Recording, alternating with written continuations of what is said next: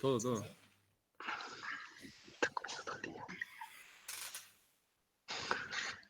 ¿Vale? Vale. Estamos. Pues buenas tardes a todos y a todas y a la gente que me está siguiendo por Twitch. Perdona. No tenemos nosotros la pantalla conectada. No se nos abre. ¿No se os abre? ¿La pantalla? Ahora. Un momentico. Primero. Sí. Ahí está. ¿Qué se vale, Romeo? No. Arriba, ahí. Un segundo. Sí, tranquilo. Ya. ¿No se sabe? Ya. Sí. Ahora chicos. Primero. Con ellos. Javi, con ellos tienes el altavoz. Primero, si te puedes mutear.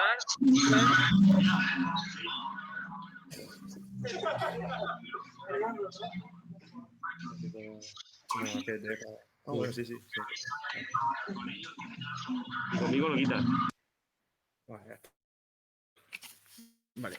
Bueno, pues buenas tardes a todos, a todas.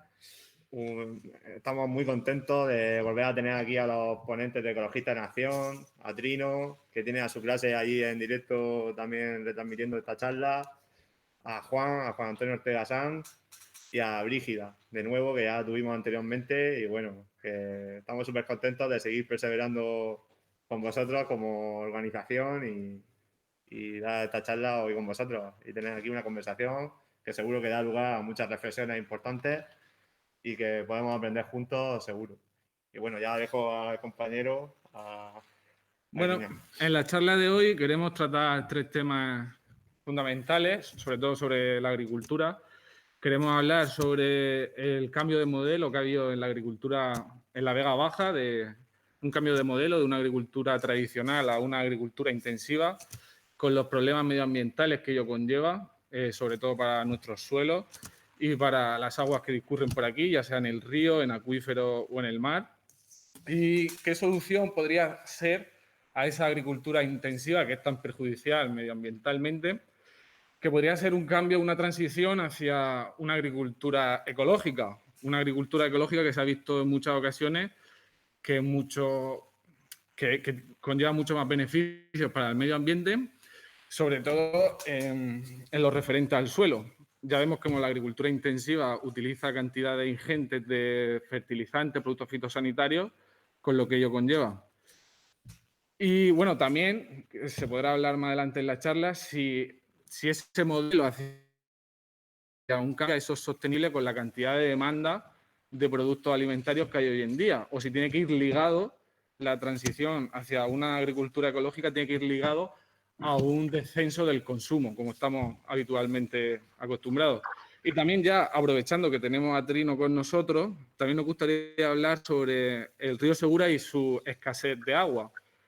Siempre se ha dicho que al río Segura le falta agua.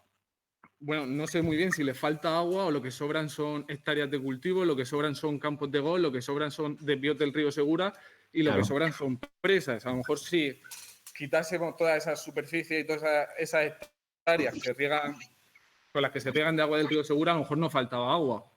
Claro. Y bueno, reiterar lo dicho mi compañero, que de verdad que un orgullo estar con vosotros, ya que sentimos que compartimos, salvando las distancias, compartimos una serie de valores, como puede ser el asamblearismo o el intento de la transformación social. Y bueno, este año llevamos una colaboración con vosotros durante todo el año junto a Segura Transparente y esperamos que la colaboración pueda ir más allá de este año y podamos seguir trabajando juntos. Y bueno, sin más ya me callo y te doy paso a ti, Brígida, y lo que tengas que decir. Pues muy buenas tardes a todos. Gracias por la presentación. En principio has comentado parte de las cosas que en esta pequeña introducción quiero hacer, porque los verdaderos ponentes, los que van a explicarnos un poquito sobre el río y la Vega, son Juan Antonio y Trino. Pero bueno, como estabas diciendo, esto es fruto de una colaboración que hemos empezado el año pasado, que nos ofrecisteis y nos propusisteis que si podíamos aunar algún tipo de esfuerzo, y como que este año queríais mirar un poco a lo medioambiental, pues nos pareció fenomenal, dado que bueno, vuestro ideario como club de fútbol es muy peculiar, porque soy una alternativa a un fútbol así más mercantilizado y bueno, soy asambleario, en fin, tratáis de reforzar los vínculos con la comunidad local, y entonces eso nos pareció que iba con Ecologistas en Acción, porque podría parecer una rara conjunción, ¿no?, de que un grupo ecologista se pusiera a hacer algún tipo de convenio o de colaboración. Bueno, en principio esa propuesta pues la llevamos a bien, y aunque el año ha sido muy raro, vamos a ver si podemos hacer algunas charlas como esta.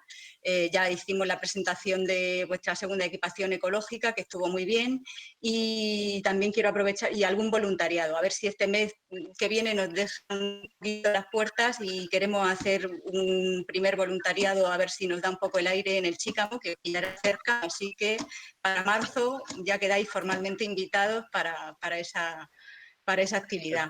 Estaremos ahí. Vale, os mantendremos el contacto. Bueno, la charla se va a centrar básicamente en dar un poco de información relativa al territorio que es el río y la vega, su naturaleza, sus valores, un poquito de la problemática que tiene.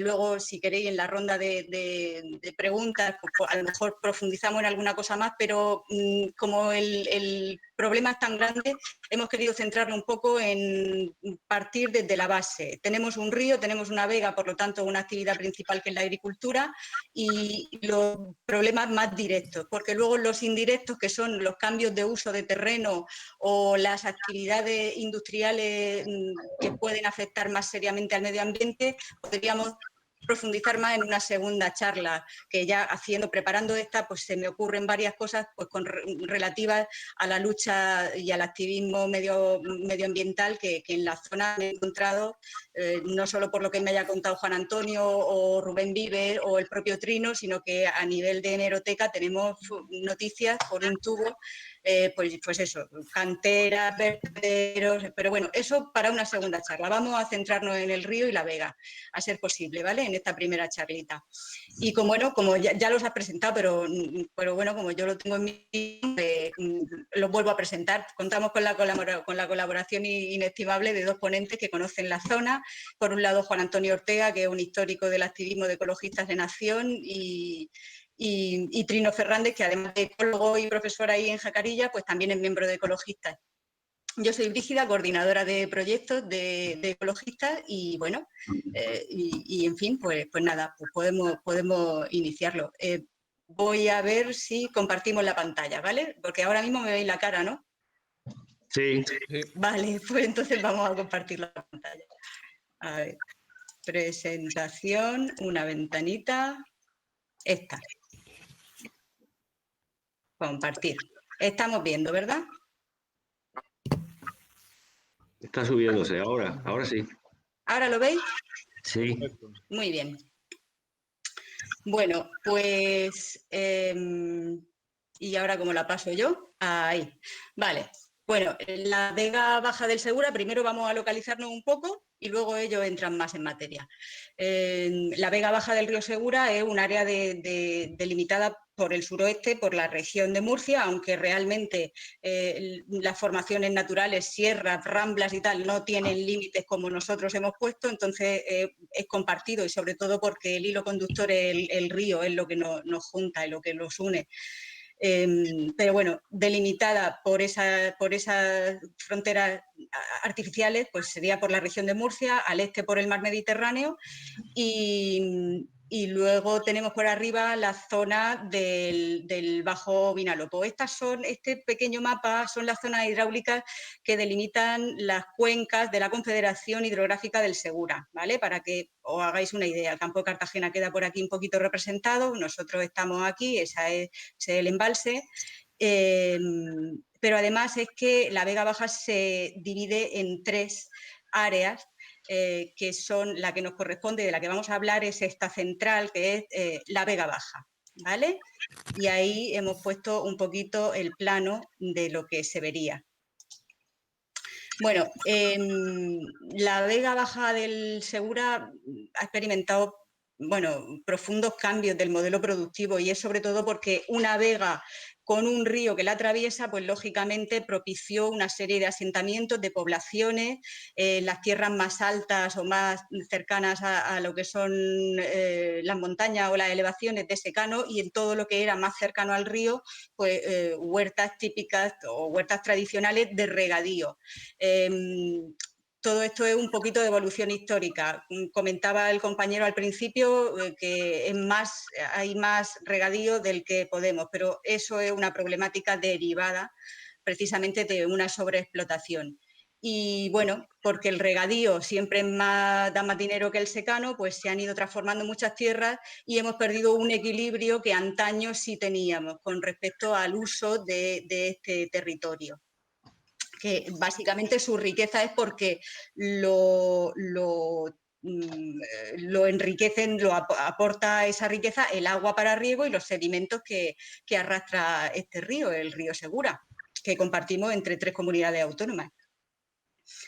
En los últimos años, pues el modelo tradicional de huertas y un aprovechamiento racional con sus acequias, con sus azarbes, se han ido perdiendo, y entonces también se ha perdido un paisaje muy característico de la huerta. El resultado final es que tenemos un paisaje muy fragmentado y que ya entre estos huecos, entre este mosaico, aparecen zonas más degradadas y zonas industriales. También se ve cortado o segmentado por carreteras, por vías, y eso, además de hacer que se hayan degradado muchos espacios naturales muy valiosos, tener en cuenta que el propio río, su corredor y su biodiversidad es un paisaje también, pues eso se ha ido degradando, y además favorece que sean más graves los episodios de inundaciones, que no nos equivoquemos, no nos engañemos, van a seguir ocurriendo porque un río sufre a lo largo del tiempo este tipo de episodios, porque nuestro clima es así y porque un río es así. Entonces, el problema real es más bien qué estamos ocupando y cómo lo estamos usando, que más bien es mal. Los impactos negativos, como he comentado al principio, no podemos abarcar todo lo que es la problemática, y entonces hemos preferido centrarnos primero en el tema agrícola y luego en una posterior charla, si os apetece, el asunto de cómo se han ido los cambios de uso de territorio, el desarrollo económico, industrial, del turismo, en fin, de otras cosas que no eran solo el valor, o sea, la riqueza del campo, cómo han ido a su vez pues destruyendo también, y cómo van amenazando nuestro entorno, que os tengo que recordar que es patrimonio de todos. ¿Qué es lo que afecta, sobre todo así a grandes rasgos, la agricultura intensiva? ¿Cómo afecta? ¿Qué impactos negativos tiene? Pues sobre todo, por supuesto, la contaminación directa, dependiendo del tipo de agricultura que se haga, que esto nos va a hablar, Juan Antonio nos comentará.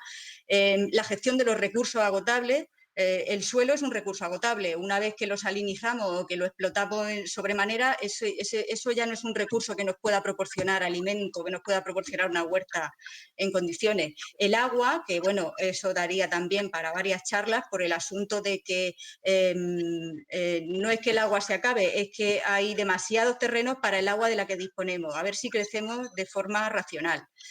Y la destrucción de los recursos paisajísticos, que son tanto el patrimonio hidráulico, hablemos de norias, hablemos de azarbes, de acequias, de todo aquello que servía para repartir el agua de forma racional, así como lo que os comento, el propio río es un corredor verde, el propio río es un compendio de biodiversidad y de vida. Pero también estamos perdiendo los conocimientos del manejo tradicional, ese saber hacer de la gente mayor que ayudaba a proteger los terrenos para que duraran y para que hayan llegado a nosotros, también se está perdiendo, porque sabéis que la agricultura intensiva explota de tal manera para buscar el máximo rendimiento y no tiene en cuenta el deterioro del medio en muchos casos.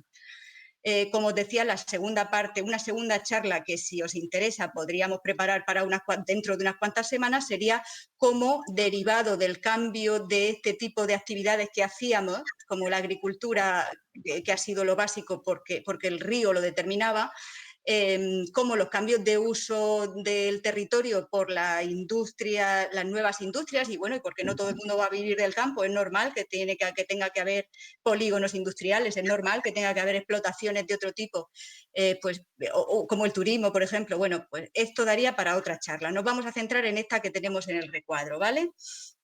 Y bueno, pues recursos paisajísticos. Cuando digo recursos paisajísticos, ¿a qué nos estamos refiriendo?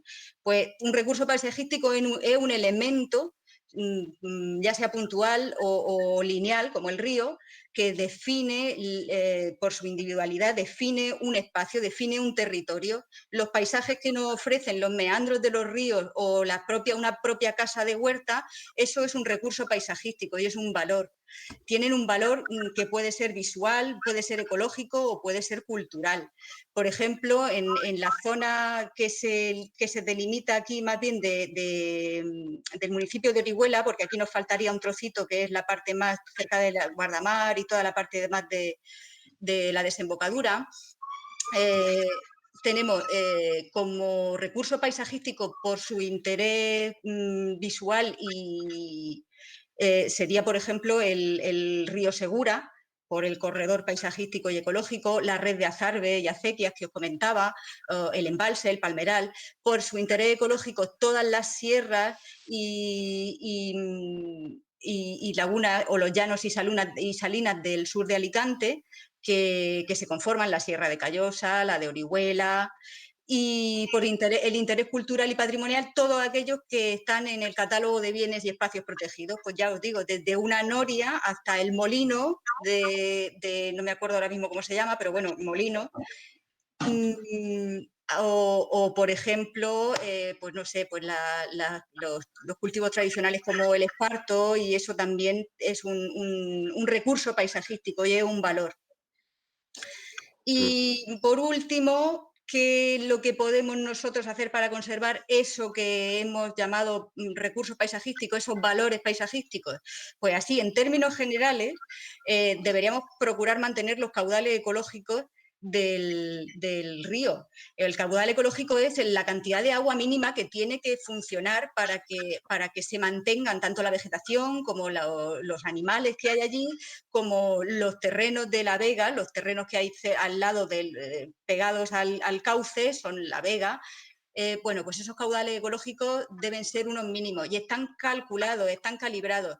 Y si no hiciéramos mal uso de ellos, no necesitaríamos seguramente trasvases para mantener vivo ese río, porque si no llegaría a Guardamar seco. O bueno, ya veis que teniendo tan poca agua, en la foto de abajo podéis ver que llega muchas veces con mucha basura. Por otra parte, delimitar la servidumbre, evitar ocupaciones, es decir, todas las ramblas, todo el propio río tiene unas zonas de tránsito, tiene unas zonas de paso y unas zonas donde debería quedar claramente determinado qué es lo que se puede hacer y qué es lo que no. Que se pueden poner huertas, se pueden poner zonas inundables, parques de ocio, sí. Lo que no se puede poner es una casa y luego venir a quejarnos de que se ha inundado la casa o se ha llevado el almacén de no sé qué, porque estamos ocupando un espacio que sabemos que naturalmente es del río y que cada 100, 200, 500 años, si no menos, porque ahora con el cambio climático tendremos estos eventos más veces, pues vendrán ocurriendo. Y eso. ¿Qué podemos hacer? Potenciar las producciones agrarias tradicionales. Por ejemplo, pues con las ecológicas, que de esto nos va a hablar ahora Juan Antonio, a continuación de Trino, que nos va a explicar un poquito lo ecológico, os va a explicar qué es la vega. Y bueno, pues nada, pues ¿qué podemos hacer? Pues eso, intentar no contaminar, intentar no dañar los ecosistemas, no tratar de encauzar con mucho hormigón para darle velocidad al río y evitar que, porque eso al final genera daños aguas abajo. Y bueno, y conservar lo que han venido haciendo, lo que es cultura y patrimonio histórico, que son pues todo lo que han venido haciendo los huertanos de toda la vida, que además de saber conservar esas cosas, mantenían esas acequias, esos azarbes y esos caminos de tránsito para ir de unas huertas a otras. Y bueno, ese entramado de caminos nos podría servir como sendas peatonales y para ciclistas, por ejemplo, por darle un uso del que ahora, pues bueno, como sociedad moderna, ¿cómo vamos a usar a ver estos recursos? Que si lo conservamos todo no podemos pasar, sí, lo podemos usar, pero lo podemos usar de otra forma.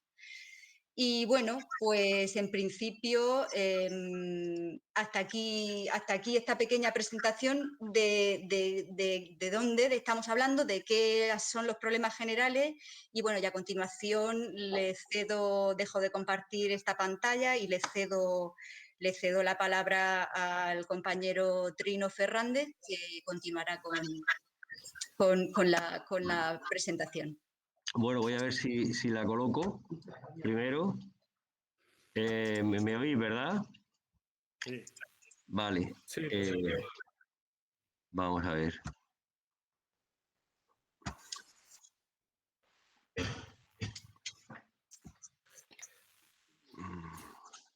Bueno, aprovecho para decir que aquellos que quieran, cuando terminen las exposiciones, pueden hacernos llegar las preguntas a los ponentes a través del canal de Twitch o a través de cualquier grupo de WhatsApp de los que estamos. Y hacemos un poco de debate también. Sí, muy bien. No me acuerdo cómo lo he hecho. Sí, mira, le he dado ya voleo. Vale. ¿Veis la presentación mía? Sí, Vale, entonces empiezo a decir cosas, ¿no? sí, si quieres. Bueno, vale. Bueno, vamos a ver. La presentación que ha hecho Bri, la verdad es que es bastante complementaria a lo que yo os voy a contar. En algunas cosas, pues lo mismo dicho de otra manera, ¿no? Pero bueno, está bien.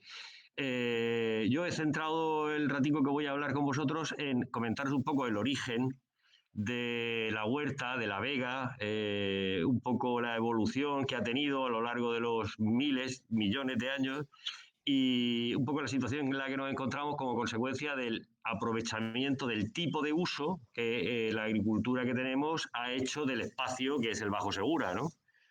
A ver, esto lo tengo muy bonito, pero ahora cómo se pasa. Vale. Entonces, bueno, pues el origen de todo, como es evidente, es el río, pero no solo el río, el origen de todo es el régimen de precipitaciones, el régimen de lluvias, cómo llueve aquí y cuánto llueve aquí, ¿no? Aquí llueve poco y lo poco que llueve lo hace muy concentrado en el tiempo, ¿no? De manera que, sobre todo, fundamentalmente en otoño, también en primavera, pero fundamentalmente en otoño. De manera que el río, habituado a no tener mucha agua, no se ve en condiciones de poder evacuar todo el agua que le viene concentrado en esas épocas del año y se desborda, ¿no? Se desborda siempre en las zonas más llanas, que es en las zonas bajas de los ríos. En este caso, nuestra zona es la Vega Baja, por eso se llama la Vega Baja. Bueno, en cualquier caso, esos desbordamientos que han sido así históricamente, no es que el río se desborde desde hace 50 o 100 años, eso viene pasando así desde hace milenios, millones de años, ha hecho en buena medida que la huerta sea lo que es, porque los aportes de esos sedimentos que el río periódica sistemáticamente arrastraba y que antes de llegar al mar el agua depositaba en las riberas, es lo que ha sido el origen de esa fertilidad que ha hecho que nosotros, entre otras cosas, vivamos aquí, ¿no? Los primeros colonos que llegaban por aquí, los primeros pobladores probablemente, pues en pequeños grupos de gente, ¿no? Llevaban en la cabeza básicamente y probablemente tres cosas, ¿no? Asentarse en una zona donde estuvieran más o menos al resguardo de los posibles y eventuales riesgos con otras hordas, ¿no?, de ataques y tal, con lo cual, si os fijáis, muchos de los yacimientos que aparecen en la Vega Baja son yacimientos que están en las zonas de ladera o en pequeños cabezos. Eso era una historia que les preocupaba. La otra historia que les preocupaba es tener agua cerca, para poder, evidentemente, para beber, pero también para poder cultivar, pequeños cultivos que ya se hacían hace 5 o 6 mil años. Y la otra historia es que la zona donde se asentaran fuera fértil, tuviera la posibilidad de cultivar y que esos cultivos arraigaran y fueran. Claro, eso, en cuanto llegaron aquí, vieron que las condiciones se cumplían y por eso esta zona nuestra ha sido históricamente una zona de asentamientos y poblada desde siempre, ¿no? Claro, ese tipo de cosas... A ver, un poco aquí. Ah, vale. Bueno, ese es el origen de los primeros cultivos, ¿no? Los primeros cultivos son las pequeñas zonas roturadas y abancaladas cerca del río para que se pudiera regar. Eso supuso, es el origen de las primeras transformaciones del paisaje. Las primeras transformaciones del paisaje son esos pequeños colonos que se asientan, hacen sus poblados, hacen sus vías de comunicación y encima roturan pequeñas zonas para transformarlas en zonas de cultivo. Ese modelo ese modelo de transformación del paisaje es esencialmente el mismo que hemos mantenido a lo largo de milenios. Claro, lógicamente, más gente con más tecnología y con más medios, ¿no? Pero básicamente esa forma de explotar y de transformar el paisaje y la ecología del sitio se mantiene aún hoy. ¿Cuáles eran los primeros cultivos? Pues los primeros cultivos eran bastante básicos, pero estaban muy bien calculados, porque se cultivaba trigo, todo en secano, pero también en regadío, sobre todo en las zonas inmediatas al río, trigo para hacer pan, vid para hacer vino y aceite y olivos para hacer aceite. O sea, por las 3 cosas básicas para pasar una tarde, una noche sin acostarte, sin cenar, básicamente. Eso era las zonas de cultivo. Luego había otras zonas transformadas en el paisaje que pertenecían a las zonas de aprovechamiento ganadera, a los ganaos, los boalares, que eran zonas fundamentalmente de pastos donde los animales pastaban, otra forma de cambio de ese paisaje. Y por último estaban los cambios de los propios asentamientos. No estaban como la fertilidad era tan potente. La gente no necesitaba vivir en los núcleos de población, podía vivir directamente de lo que cultivaba en el campo y no necesitaba acudir al pueblo o a la aldea. Con lo cual, ese es el origen del diseminado que nosotros tenemos. Si os fijáis, si subís a la sierra, cuando miráis, sí, hay unos núcleos de población definidos, pero luego toda la vega, toda la huerta es un diseminado de casas aisladas, que el origen es este que os digo, gente que les permitía vivir de lo que cosechaban y no necesitaban tener una casa en la aldea. Eso, claro, lógicamente también es una alteración potente y rotunda del paisaje que se originó en los tiempos que se originó y que se ha mantenido.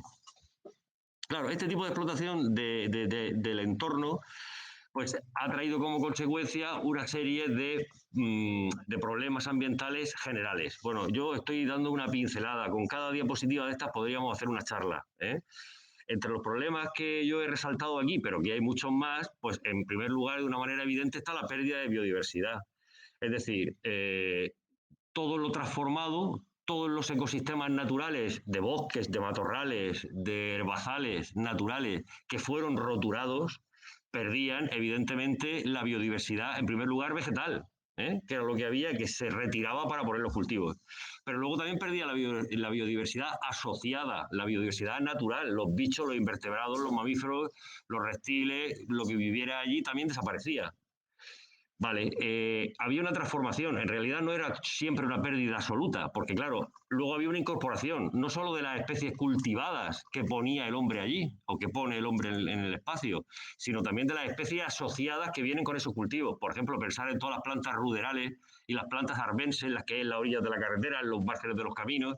Esas plantas no están expresamente cultivadas, no están puestas por la gente allí, pero son especies que han colonizado estos espacios transformados por el hombre, porque les interesa, porque tienen nutrientes, tienen agua.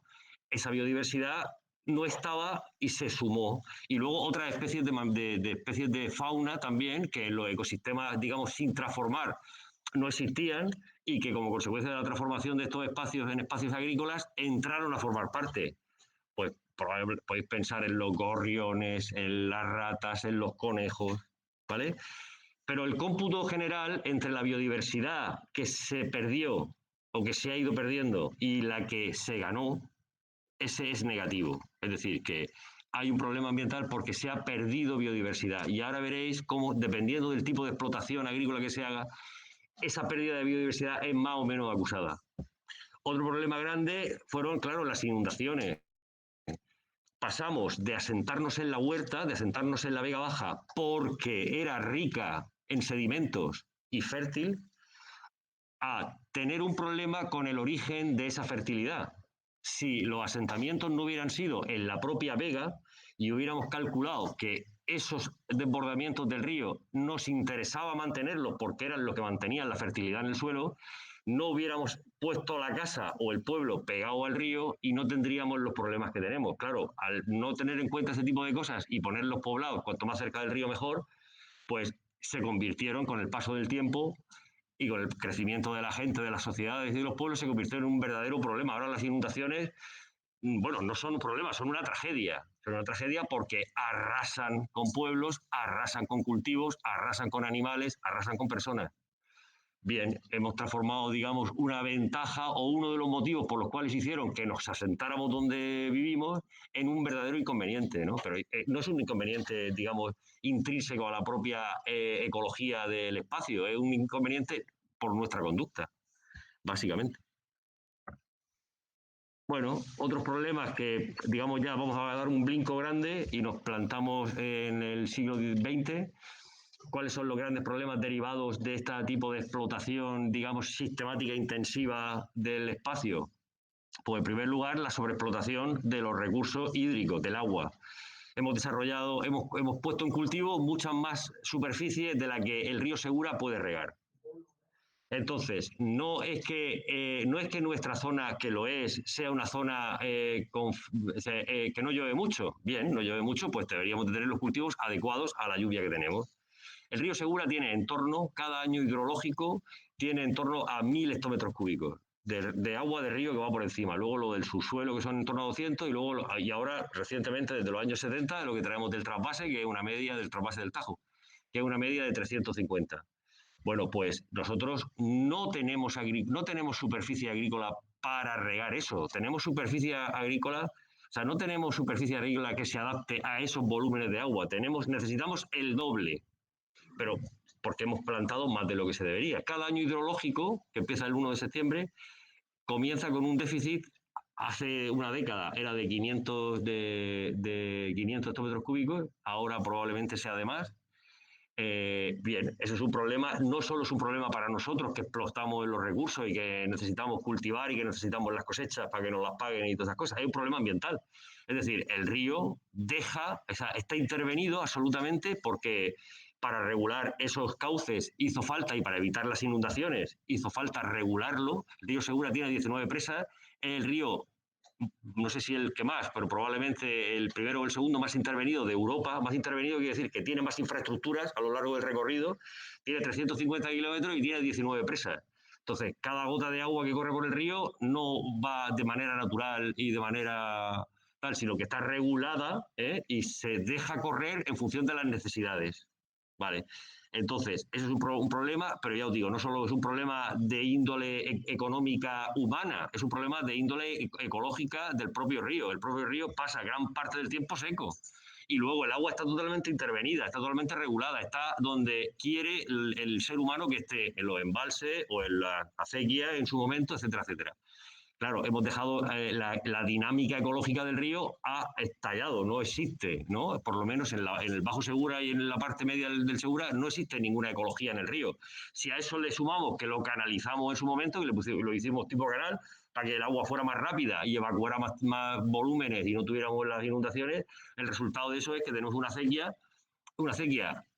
que no tiene nada de ecológico, que apenas tiene ya, recuerda un río. Estoy hablando siempre de la Vega Baja, estoy hablando del Bajo Segura.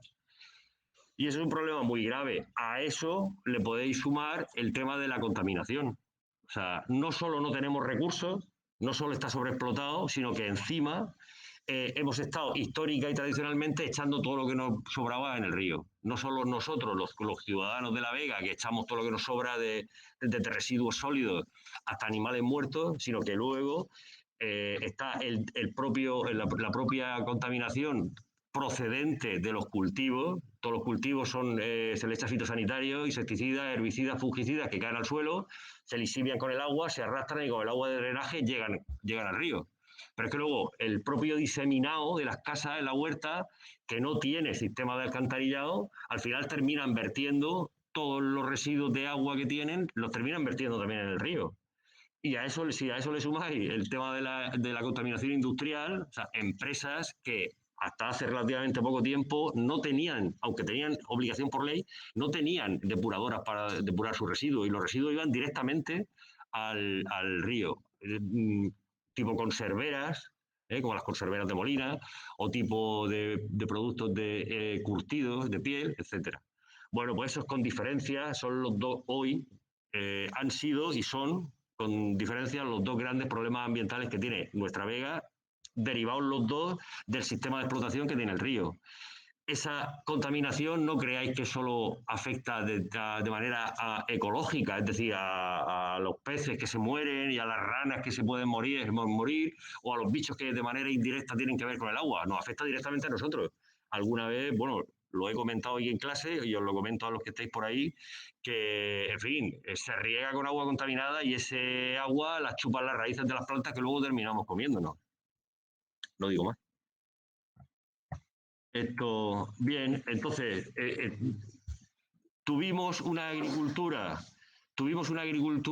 que respetaba de alguna manera la biodiversidad cuando cultivábamos solamente trigo, vid y olivos. Se podía hablar en ese momento todavía de agrosistemas que conservaban bastante valores naturales del espacio donde se implantaban.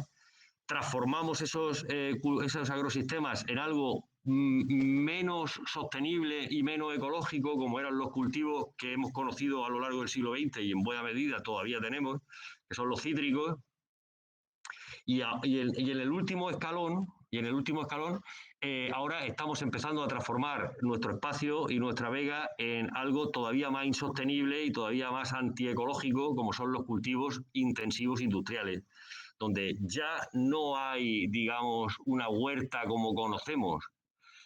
Ya no hay un minifundio, ya no son tu padre y tu hermano o tu tío los que trabajan en el bancal, sino que son empresas, grandes empresas que se han hecho con grandes territorios, que cultivan un monocultivo en el que no interesa que haya nada excepto la planta que se tiene que cultivar, es decir, ya no vamos a ver ni plantas ruderales, no vamos a ver ni plantas arbenses, no vamos a ver ningún tipo de saltamontes, ni de invertebrados, ni de vertebrados. Lo único que hay son las infraestructuras de riego y los cultivos. Por supuesto, ya no se puede hablar de un agrosistema con este tipo de cultivos industriales, se tiene que hablar de una industria que además explota un territorio que es nuestro y que en el colmo de los casos resulta que en muchas ocasiones la inversión y el dinero no se quedan en la Vega porque forman parte de holdings o de empresas grandes cuyos propietarios últimos son de otro lado y entonces el dinero termina yéndose fuera. Es decir, antes, al menos, desde el punto de vista ya no ambiental, sino económico, el dinero que se recogía de las cosechas se terminaba reinvirtiendo en la propia Vega, porque el propietario de la tierra era hijo de la Vega. En este tipo de agricultura industrial, donde se explotan grandes superficies, grandes fincas, en muchos casos ni siquiera los propietarios son de aquí, con lo cual es un recurso que desaparece. Bueno, entonces, pues necesitamos un nuevo ejemplo a seguir. Necesitamos un nuevo paradigma. En alguna medida hay que volver a lo que éramos. Hay que volver a los orígenes. Hay que aprovechar la tecnología. Hay que aprovechar lo que sabemos de agricultura. Hay que aprovechar la tecnología. Pero sin perder de vista lo que de alguna manera nos hizo sostenible, ¿no? Es esa agricultura de proximidad, donde la gente tiene el huerto, donde lo cultiva, donde la lechuga no genera un impacto ecológico, no genera una huella ecológica brutal porque resulta que la tienes que trasladar a 500 kilómetros o te la tienen que traer desde 500 kilómetros a tu casa. Eso no se puede sostener, es insostenible, ¿eh? La contaminación que genera el transporte de una lechuga o de 2 o de 3. ¿Eh? Hay que intentar reconvertir este tipo de agricultura que no es nuestra, que la hacen aquí, pero que no es nuestra, otra vez en nuestra propia agricultura, ¿eh? Con variedades nuestras, con pequeños cultivos que nos permitan explotar y vivir de ellas. En fin, y como ejemplo, para poder hacer ese tipo de vuelta al futuro, está evidentemente la agricultura ecológica, ¿no? Entonces, bueno, pues yo voy a rematar esto aquí. Nuestro compañero José Antonio nos va a comentar un poco qué se puede hacer en realidad, ¿no? ¿Cuál sería ese paso adelante pero para atrás? ¿No? Bueno, pues ya está, hasta aquí he llegado. ¿No estáis oyendo las palmas de mis... Ahora sí, ahora sí.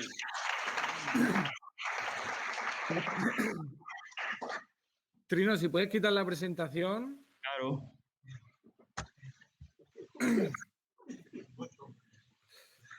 Bueno, soy Juan Antonio Ortega, soy miembro de Ecologista Nación desde hace 30 años y desde hace 22 años aproximadamente estoy haciendo agricultura ecológica.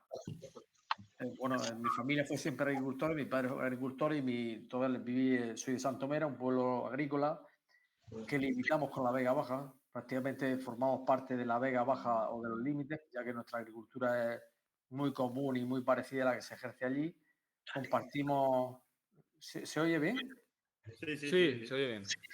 Compartimos muchos cauces que, como yo, las acequias y todo eso, que van a parar a la zona de los Tres Puentes. De allí nacen otras acequias que van a la zona de la Vega Baja. Y bueno, yo empecé a hacer agricultura ecológica con las tierras que heredé de mi padre y viendo que la agricultura estaba tomando un camino diferente al que yo creía que debería tomar, ¿no? Como ha dicho Trino, la forma de cultivar ahora se ha vuelto totalmente industrial, ya no es un cultivo agrícola, es una explotación agrícola, con lo que conlleva la palabra de explotación. Explotar es sacar todo el beneficio que se pueda a toda costa, esquilmando el suelo.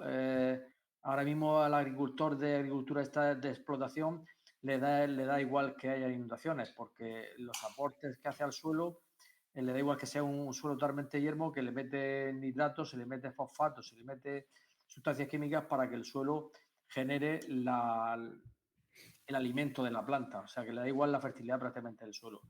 Se está perdiendo uno de los suelos más fértiles de toda España, que es el suelo de la Vega Baja, el suelo de la cuenca del Segura.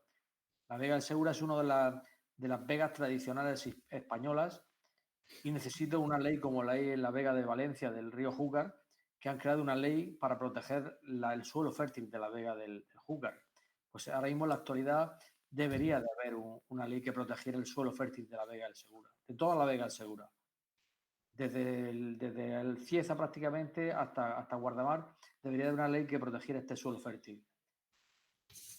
Yo con mi experiencia como agricultor ecológico es difícil ahora mismo porque la gran industria, la agroindustria, está presionando muy fuerte, tiene mucho poder ante los políticos y eso está generando que al pequeño agricultor prácticamente se le deje casi sin medios, se le esté asfixiando y una de las salidas para el pequeño agricultor sería la agricultura ecológica. Yo tengo muy poco terreno, yo estoy llevando ahora mismo entre mi terreno de particular y unos huertos que hemos cogido de abueletes que dejaron de trabajar las tierras y las abandonaban. Estamos gestionando a lo mejor una hectárea de terreno entre naranjos y limoneros. Estamos vendiendo a grupos de consumo, sobre todo, con lo que te evita tener intermediarios que muchas veces sin acachar el lomo, sin trabajar, se llevan un dinero más que el propio agricultor. Creemos que es una forma de intentar llevar del huerto, del árbol, a la casa la fruta. Nosotros estamos vendiendo Albacete, estamos vendiendo a grupos de consumo de diferentes comunidades autónomas y por ahora no perdemos dinero, que es lo importante. El agricultor este año, por ejemplo, en cítricos convencionales ha terminado perdiendo dinero. Se están quedando los limones en los árboles, las naranjas en los árboles. En agricultura ecológica, el limón y la naranja se están vendiendo, no se pierde dinero. Y lo que comentaba Trino también, si se hace una agricultura ecológica sostenible, haciendo setos para aumentar la biodiversidad, para aumentar, intercalando diferentes cultivos también, no solo poniendo un cultivo exclusivo de limoneros, intercalando los frutales entre los limoneros, poniendo setos, no el típico seto de cipreses. Yo el seto que tengo en mi huerto es de plantas de aladiernos, lentiscos, enebros, baladre, un seto que cree biodiversidad, donde los insectos pueden alojarse, con eso te garantiza muchas veces. Yo llevo sin fumigar mi huerto 5 años y me está dando un rendimiento que prácticamente no tengo plagas. Es muy difícil buscar el equilibrio ecológico en una zona que no es natural, una cosa que no es natural, ¿no?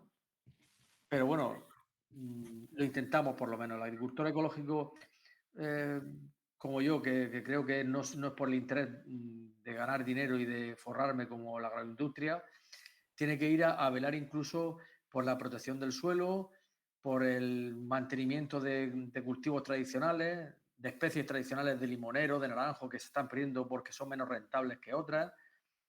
Y esa es la forma de cultivar que llevamos un grupo de agricultores que no somos mercenarios de la agricultura, como hay mucha gente que se está apuntando ahora al carro de la agricultura ecológica porque le ven el beneficio, ¿no?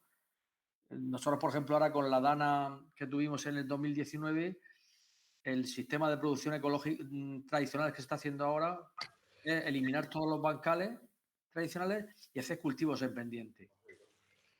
Eso está produciendo una erosión y una pérdida de suelo bestial, unos problemas de inundaciones bestiales en muchas zonas. Aquí, por ejemplo, en la Sierra de Orihuela, en las zonas donde todavía existían las parcelas y los bancales tradicionales, el daño fue mucho menor que donde se habían quitado los bancales y se habían puesto cultivos en pendiente. O sea, la erosión en los cultivos en pendiente fue bestial con esa dana de septiembre del 19.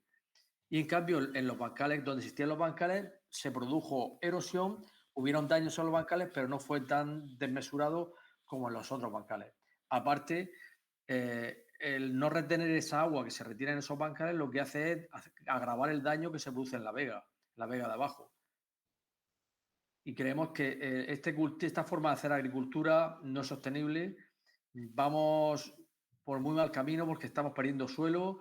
Yo recuerdo hace 20 o 30 años cuando se trataba mucho el tema de la erosión, de la protección de los suelos fértiles.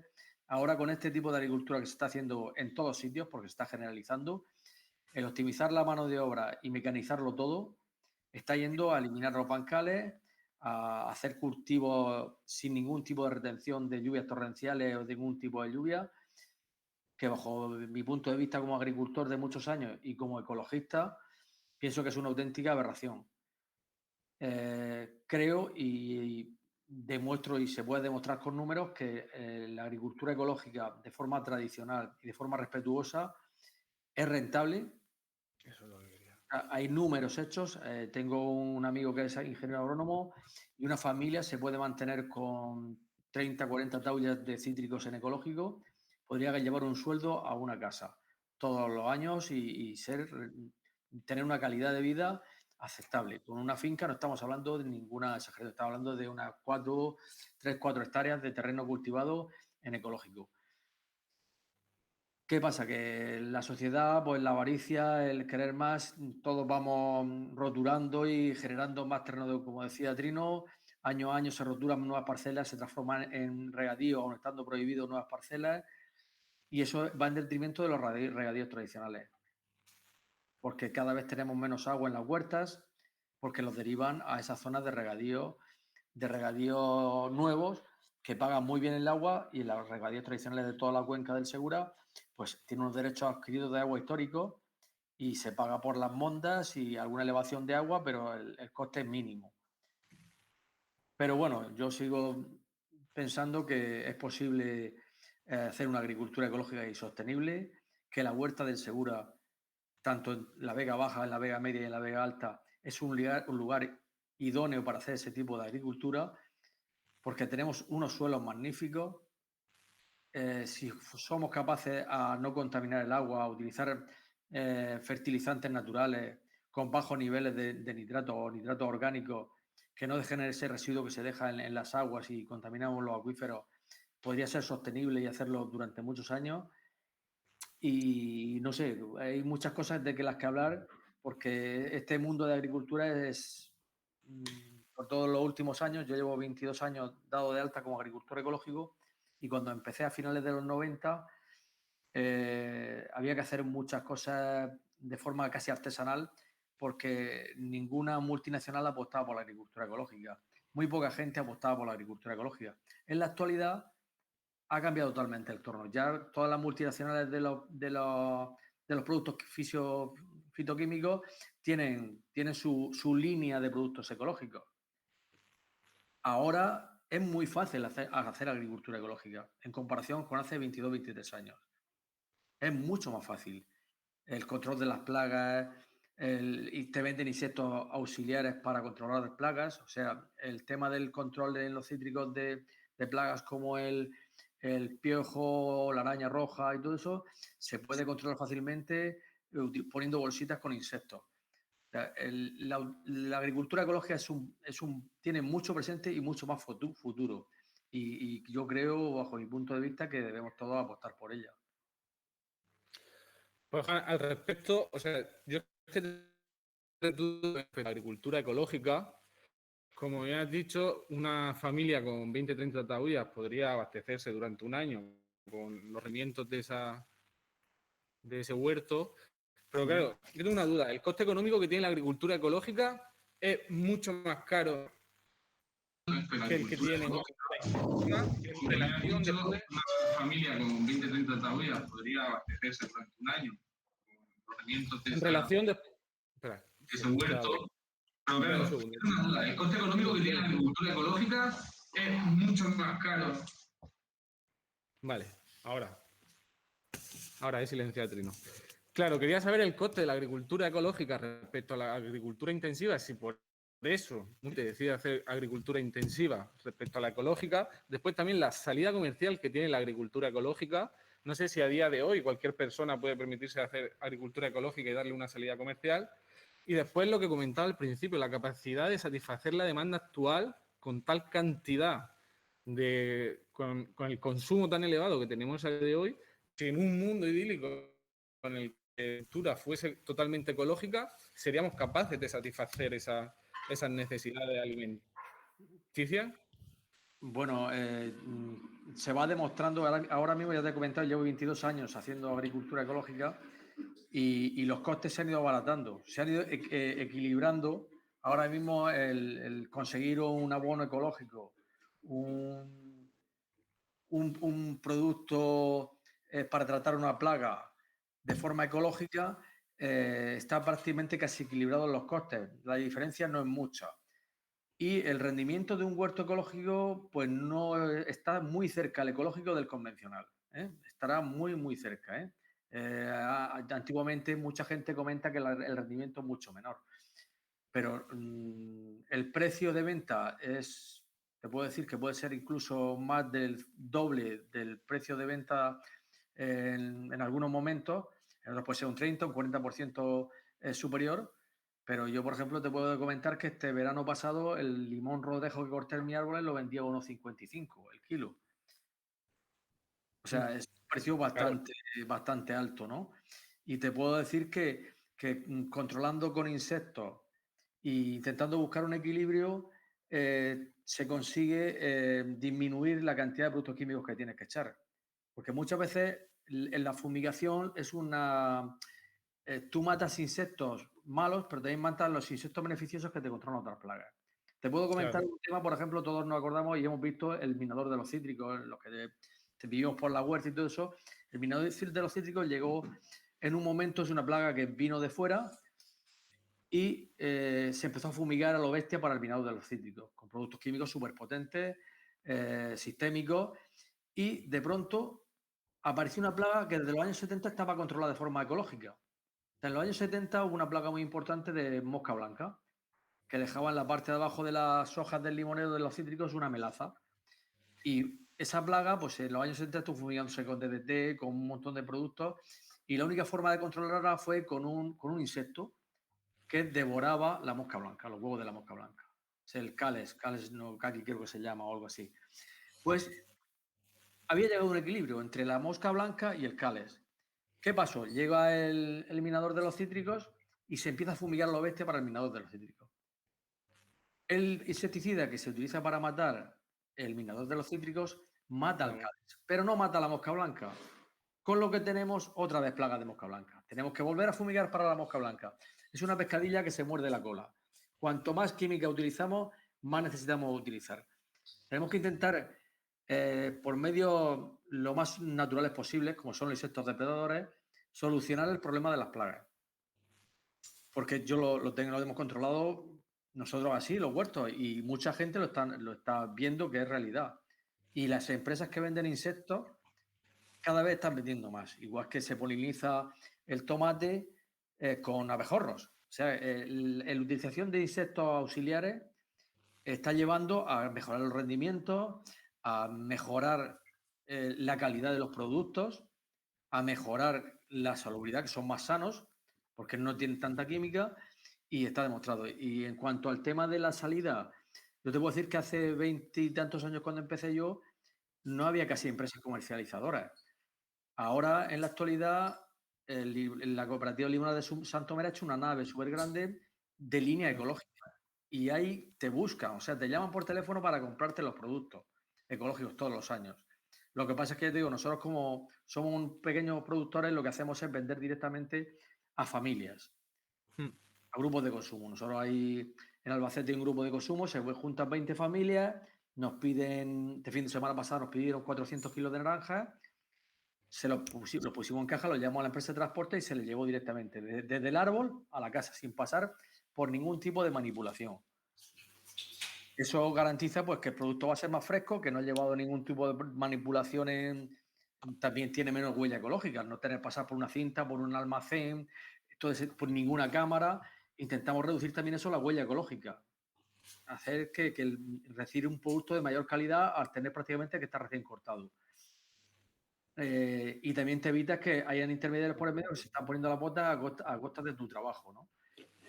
Creo que es rentable, cada vez más rentable, cada vez hay más gente que se apunta a la agricultura ecológica, cada vez hay más distribuidoras que lo distribuyen, también hay más gente intermediarios por el medio que se quieren forrar con ello, pero bueno, hay que intentar buscar, nosotros por ejemplo el producto excedente que tenemos se lo vendemos a la cooperativa, a una cooperativa, que somos socios. Temporales cuando tenemos mucho producto y nos sale muy bien de precio y la cooperativa reparte su beneficio entre los socios.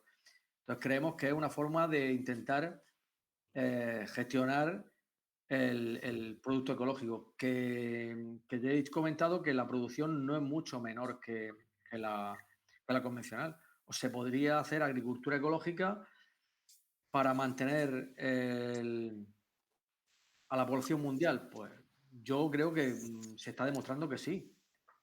Lo que pasa es que también habría que ver el tema de que, como dicen por ahí, comemos más por los ojos que por la boca, ¿no? Hay que ver también la calidad de los productos. Lo que no podemos querer siempre tener un producto perfecto. Entonces, la agricultura ecológica, si una manzana lleva una mancha, un limón lleva una manchita, tendríamos que asumirlo. Lo que no puede ser es que vayamos buscando siempre la fruta perfecta. Y eso conlleva la fruta perfecta, que se están tirando miles y miles de toneladas de fruta imperfecta a la basura. Porque ningún árbol, ningún ciruelo, ningún manzano, ningún limonero da el 100% de los frutos perfectos. Hay un porcentaje que siempre salen con una arruguita, que siempre salen... Y entonces la agricultura ecológica por ahora es menos exigente a la hora de vender que la agricultura convencional. Ya hay algunos mercados que están poniéndose un poco tiquismiquis con el tema de la perfección de la fruta ecológica también, ¿no? Pero por ahora son más flexibles, tanto en el tamaño como en el aspecto de la fruta. Porque lo importante está en el interior.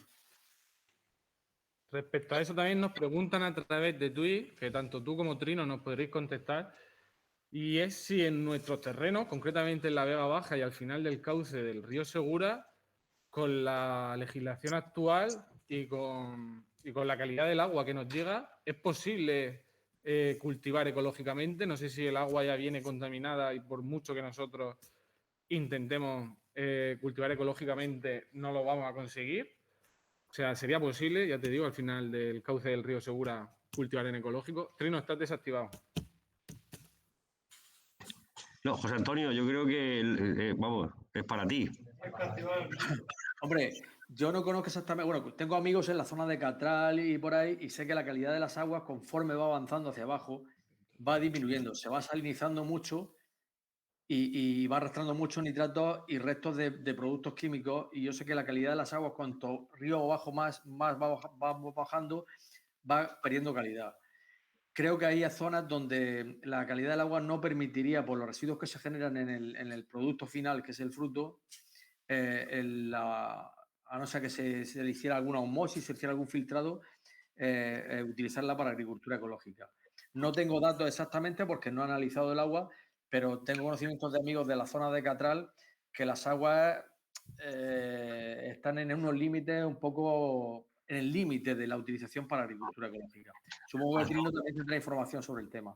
Bueno, hasta donde yo sé, conozco gente que está haciendo agricultura ecológica aquí en la Vega Baja y que, bueno, aquí en la Comunidad Valenciana hace falta pasar un ciclo de, creo que son 3 años, y para que la consellería, digamos, te dé una certificación como que estás produciendo productos ecológicos, estás haciendo agricultura ecológica, y que en cualquier caso los han conseguido, ¿no? Hay gente que los ha conseguido y está produciendo en ecológico ya hace tiempo, no es cosa de ahora, con lo cual imagino que la calidad de las aguas, que por cierto ha mejorado mucho de esas imágenes que poníamos de llenas de basura y tal, porque, bien, porque ha tenido que mejorar, ¿no? No podía empeorar.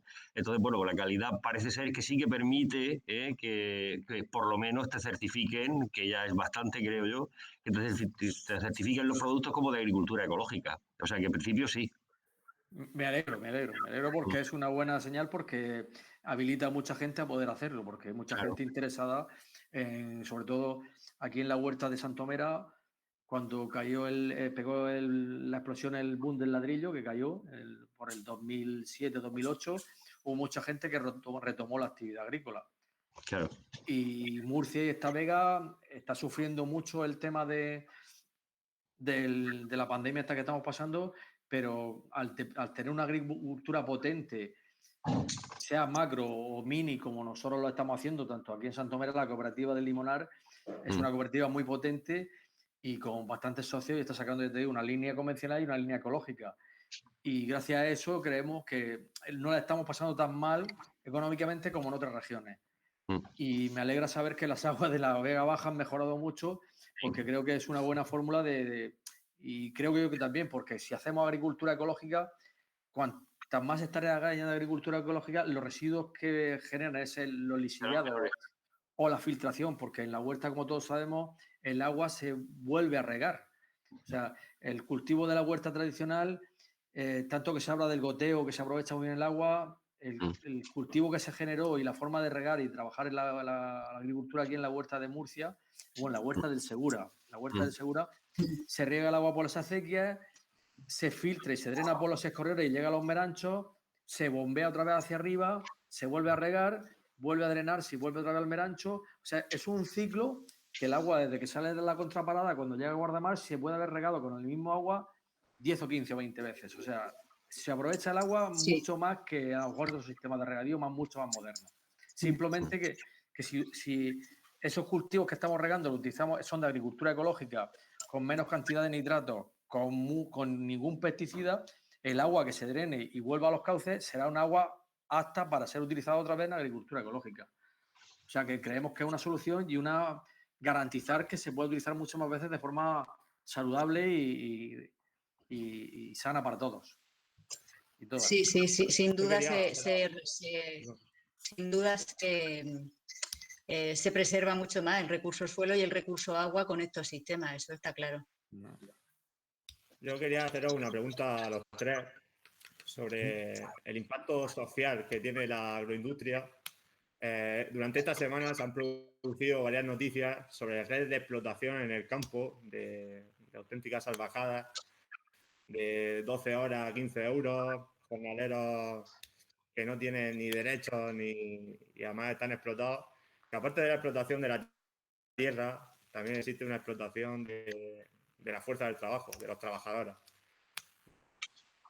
Yo quería saber si ese modelo agroindustrial, los grandes terratenientes, por decirlo de alguna manera, que tienen grandes fincas, ¿hay alguna alternativa? Lo ecológico también tiene un componente social al respecto. Hombre, ¿contesto yo? Sí, tú mismo. Los tres. Bueno, yo, claro, creo que evidentemente desde el punto de vista social, en el momento en que tú no tienes una agroindustria y que no requieres una mano de obra nada especializada y simplemente y con jornales muy bajos, sino que lo que quieres tener es unas pequeñas zonas de cultivo, minifundios familiares, donde trabaja el padre, probablemente el hijo y el Espíritu Santo, pues lógicamente es bastante más social. Si el propio sistema te hace que el trabajo sea más social que de la otra manera, que en una situación industrial, claro. Sigo comentando a lo que dice Trino, que dentro del agricultor ecológico también se ha apuntado agroindustria a hacer agricultura ecológica. Y como en todos los trabajos y en todas las empresas, hay gente sin escrúpulos. Gente que ganar más dinero, la avaricia y ganar más dinero a costa del sudor y de la explotación de gente, de inmigrantes sin papeles, de gente que por sus condiciones sociales pues están muy necesitadas. Y de eso siempre ha habido y habrá, por desgracia. O sea, en agricultura ecológica, en convencional y en todos lados y en todos los sectores. Y el agrícola es un sector muy propenso para eso porque no tienes una sede de trabajo como es una empresa donde pueden ir los inspectores a visitarte, donde hay un control y donde eso, la agricultura, sobre todo cuando son empresas que van con jornaleros, ETTs, empresas de trabajo temporal, o el que va a una esquina donde están los inmigrantes esperando unas por las mañanas temprano para que vaya un agricultor a recogerlos para ir a trabajar al campo. Suele haber mucho aprovechado, pero eso sabemos cómo es nuestra sociedad y por desgracia va a seguir siéndolo. Y el sector agrícola es uno en el que se ceba esa precariedad, además, por desgracia. Pero normalmente la mayoría de la gente que conozco que hace agricultura ecológica suele pagar a sus trabajadores y no suele estar que yo sepa, todas esas noticias que salen no son de macroempresas y de gente potente que no tiene escrúpulos y va a intentar forrarse a costa de todo. Juan Antonio, me pregunta uno de mis alumnos, me pasa una pregunta, que te haga una pregunta a ti. ¿Cuántos kilos por hectárea se saca y por árbol? Y si en ecológico salen menos kilos que en convencional. Mira, te voy a poner un caso que es de un amigo que su padre tenía un huerto de limón Berna. Son unos 100 árboles que tiene de Berna. Son árboles que tienen 50 años, son árboles muy grandes, son árboles como los antiguos, no son árboles modernos de estos de pie de macrofila, de estos modernos, son un pie de naranjo injertado a limón Berna, ¿no? Son árboles muy grandes y lo tenían en convencional. Tenía unos problemas tremendos de plaga siempre con el bigote, la araña roja. Y cuando mi amigo cogió el huerto, pues lo pasó a ecológico y resulta que cuando van a inspeccionarle todos los años y le vienen la cosecha, le hacen una auditoría porque no se creen que echa tantos kilos. Entonces todos los años tiene que ir un ingeniero, pues se lo vende a la cooperativa, tiene que ir un ingeniero agrónomo de la cooperativa de Santomera y hacer un informe porque está sacando en los 100 árboles, que son no sé si son 3 taullas y pico lo que tiene o así en 100 árboles, está sacando, llega a sacar hasta 30.000 kilos de limones. O sea, estaríamos hablando de cerca de 90.000 euros por hectárea. Son muchos kilos. Estamos hablando de árboles que echan una media de 300 kilos por árbol. Son árboles muy grandes y él, aunque lo tiene ecológico, pues le hace aportes de materia orgánica, ecológica, le echa su hierro correspondiente, el quelato de hierro que se puede utilizar en la agricultura ecológica. Todos los años le cuelga insectos en los árboles para evitar tanto la mosca blanca, el piejo como la araña roja. Hay que invertir. Y si un árbol le das de comer y lo mantiene fuerte, genera fruto. Y son árboles muy grandes y ya te digo que le están haciendo auditorías porque no se creen que eche tanto limón, se piensa que mete limón de otra finca. O sea que el limonero, si tú lo tienes cuidado y le mantienes una nutrición, aunque sea ecológica potente, consigues kilos. Luego hay otra vertiente y es que la productividad ya no es solo los kilos que te vaya a echar, es que quien te va a comprar está dispuesto a pagar por saber que has hecho un producto, primero, que no tiene residuos y segundo, que no se está cargando el sitio donde vive. Porque en Alemania ya no solo piden el Ecocer o el Soicer o diferentes sellos que avalan que lo estás haciendo limpio, es que quieren saber si ese cultivo se ha hecho de acuerdo con el medio ambiente. O sea, si han llegado nitratos al Mar Menor, la lechuga que se quiere comer el alemán no quiere que haya contribuido a fastidiar ningún ecosistema. Y ese valor al final se paga. O sea, ya no son solo los kilos que tú puedas poner de menos con respecto a la convencional, sino el valor que le vas a añadir porque estás haciendo un producto que de momento es único y ojalá se popularice y no sea todavía, en cierta manera, elitista, porque salvo en el caso, por ejemplo, de Juan Antonio, que se organizan en canales cortos de distribución y te organizas con 8, 10, 20 familias que te pagan un precio justo y adecuado por tus productos, pues la otra parte son que tienes que morir en la cooperativa, aunque sea ética, y claro, ahí o escalas si tienes muchísimas hectáreas, o el ecológico pues todavía tiene esa pequeña dificultad, pero se van dando, porque igual que Juan Antonio, yo soy agrónoma también y provengo de haber visto cómo ha ido evolucionando y avanzando el tema del ecológico, y antes éramos 4 locos. Y ahora por lo menos se tiene un respeto, aunque sea porque tienen esos productos más valor que el convencional. O sea, que no te fijes tanto en si es más o menos productivo, sino en dónde lo vas a colocar, que te lo van a pagar. Porque es mejor no explotar tu terreno y abusar de los recursos como el agua y sacar lo que es justo y no agotar ese terreno para poder dejarlo a tus descendientes, digo yo. Bueno, yo quería preguntar, ¿estaréis de acuerdo conmigo? Lo habéis dicho todos, más o menos, de una forma u de otra, que desde el 2000, en estos 20 años, se ha avanzado mucho en muy poco tiempo, por ejemplo, en la concepción que se tiene de la agricultura ecológica. ¿Qué expectativas tenéis sobre los próximos años o acerca de los movimientos sociales que tienen un empuje transformador acerca de la agricultura en el ámbito agrario? Mira, yo, ahora contestarán mis compañeros, yo eso te lo resumo en una frase. No hay alternativa. No hay alternativa a la agricultura ecológica. Es decir, o la agricultura de las décadas y de los siglos venideros o es ecológica, que en realidad es una manera de llamarle a la agricultura de toda la vida, a la que se ha practicado en este planeta los 9.950 años últimos, sin contar los últimos 50. ¿No? Que es la agricultura contaminante y la agricultura que nos parece la tradicional, pero en realidad la tradicional no es esa. La agricultura de toda la vida es la ecológica.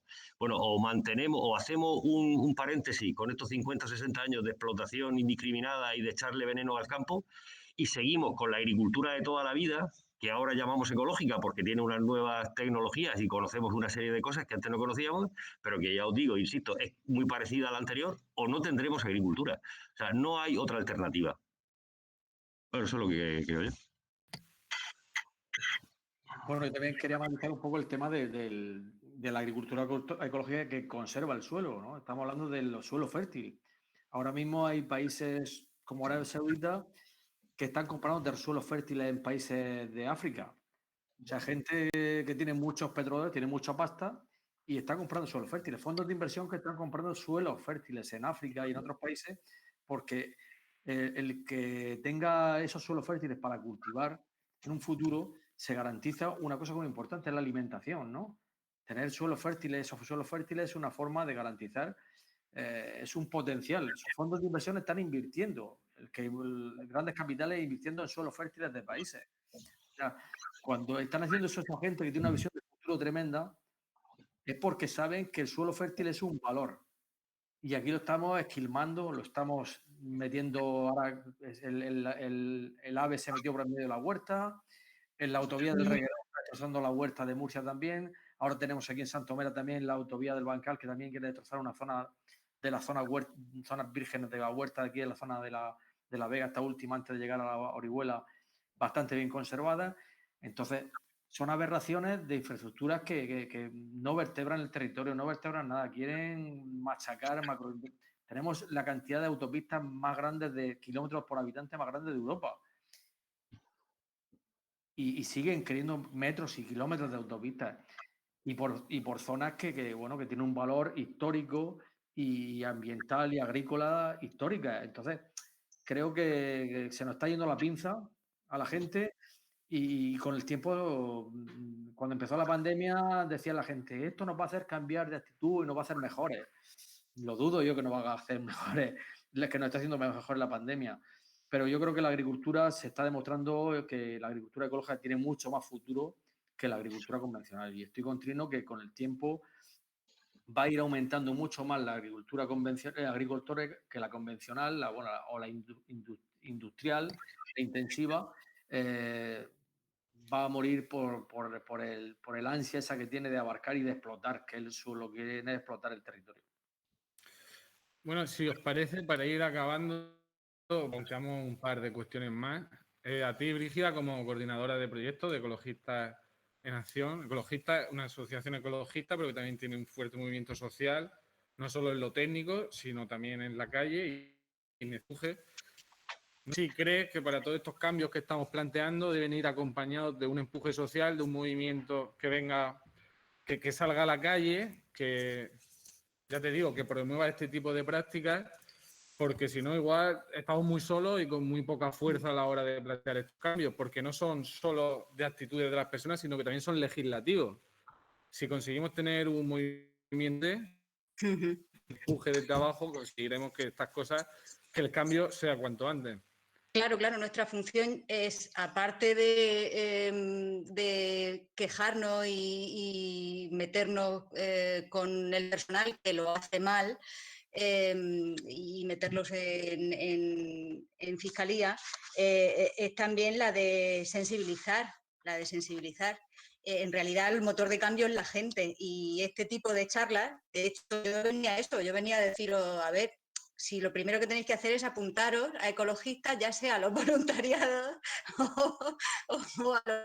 o a haceros socios o a simplemente poder aportar, porque realmente el grueso de la gente de ecologistas somos voluntarios y dedicamos horas ya sea a revisar un BOE o ya sea a escribir una nota de prensa o a recibir, simplemente a revisar quién nos ha enviado fotos de algún desaguisado en algún sitio para poder ponerlo a la vista, ¿no?, de la gente. Y efectivamente, ya sea cualquier tipo de agrupación que persiga estos fines, pues estoy segura de que está deseando que el personal se mueva y se acerque y se organice.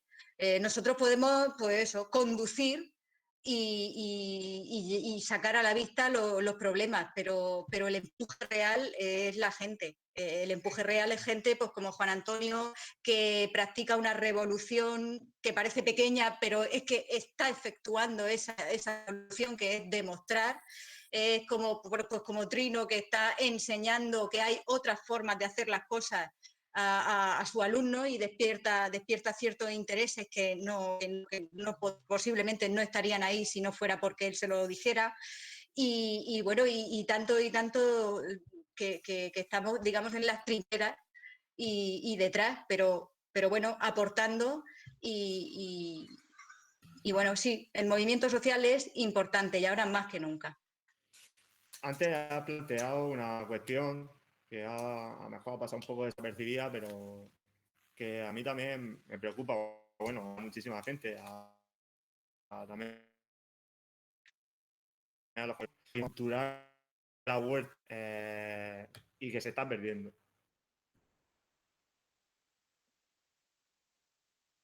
No se te También lo he oye. planteado trino. No se te oye entrecortado. ¿Tenéis algún problemilla de...? Repite la pregunta. ¿Se oye ahora? Sí. Sí. Vale. Que antes ha pasado mejor un poco desapercibida la cuestión sobre el patrimonio cultural que tiene la huerta. Compañeros como desde la Asociación de Huermur están moviéndose continuamente para proteger y conservar ese patrimonio cultural que nos ha dejado la huerta tradicional. Bien sea acequias, bien sea las norias, como tú bien has comentado anteriormente, molinos. ¿Creéis que los poderes públicos están haciendo lo necesario para poder conservar ese patrimonio? Al final lo que se está perdiendo también es la historia. En ciertos casos hacen que cumplen los deberes introduciendo eso en catálogos de bienes culturales, ¿no? Dentro de los catálogos que aparecen, bueno, que tienen que hacer los ayuntamientos de cada municipio. Pero cuando chocan con algún interés particular, es decir, pasa la carretera por aquí, pues habrá alguna forma, pues lo demandamos, porque ha pasado siempre con los valores arquitectónicos, o sea, con la riqueza de este tipo, ¿no? Cuando estamos hablando, por ejemplo, de elementos arquitectónicos como son las norias, las acequias. Pero si tienen que hacer un camino o algo, pues es de las últimas cosas que ven. Primero porque, bueno, no está en el catálogo, o está todavía por inscribir, o no está listado.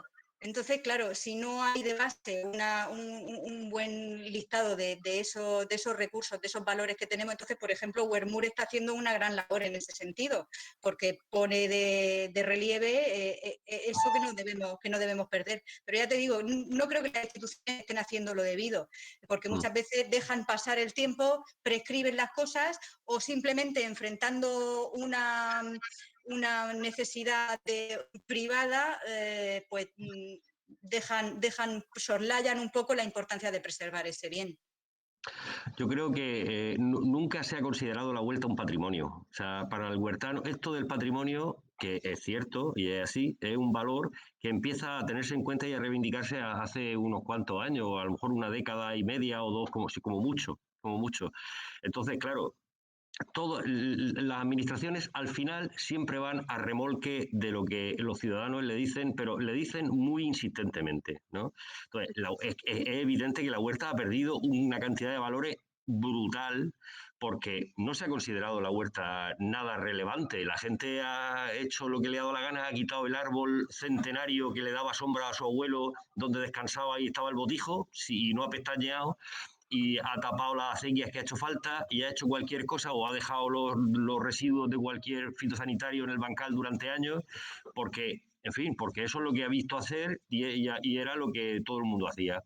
Ahora que empieza a reivindicarse otra forma de enfocar estos paisajes y unos valores que han pasado desapercibidos, bueno, las administraciones, de momento es lo que dice Brígida, cumplen estrictamente con el protocolo, pero si la sociedad empezamos a reivindicar, y sobre todo la gente que vive y que trabaja y que forma parte de esa sociedad agrícola, empieza a reivindicar otra forma, ¿no? Y otros valores, y que se tengan en cuenta otros principios para que asuman este tipo de cosas, pues probablemente a la vuelta de unas décadas, pues veamos otro paisaje de huerta, probablemente no podamos recuperar lo que perdimos, pero también es verdad que aún queda mucho patrimonio por conservar. Bueno, pues yo creo que ya hora de ir despidiendo el directo. O sea, de verdad, daros las gracias otra vez por haber estado aquí. Ya te digo, tanto hoy como el resto de la temporada. Habéis dicho antes que próximamente, si podemos, haremos un voluntariado en el que participaremos tanto nosotros como club como vosotros. O sea, estaremos ahí al pie del cañón. También quería decir, y darle un poco de promoción, que tenemos la segunda equipación del club. Muy chula. Deportiva. Es esta, que está hecha con material reciclado completamente. Se puede comprar a través de la página web. Lleva los logos de Segura Transparente y de Ecologistas de Nación. Lo digo sobre todo a Trino, que sé que hay 20 chavales que le encantan el fútbol. Están viéndola. Está muy chula. El dibujo es la cuenca del río Segura, o sea que también tiene su significado y bueno, la podéis encontrar en la página web. Y ahí está. Y ya os digo, de nuevo, o sea, daros las gracias por venir y esperamos encontraros próximamente cerca y... Seguro que sí. Sí. Vamos a seguir programando cosas que la temporada no ha hecho más que empezar y ahora nos van a soltar un poquito. Sí podemos. Bueno, nos vemos en el Chícamo, seguro. Os daremos... Nos vemos en el Chícamo. Muy bien. Un abrazo a todos. Muchas gracias.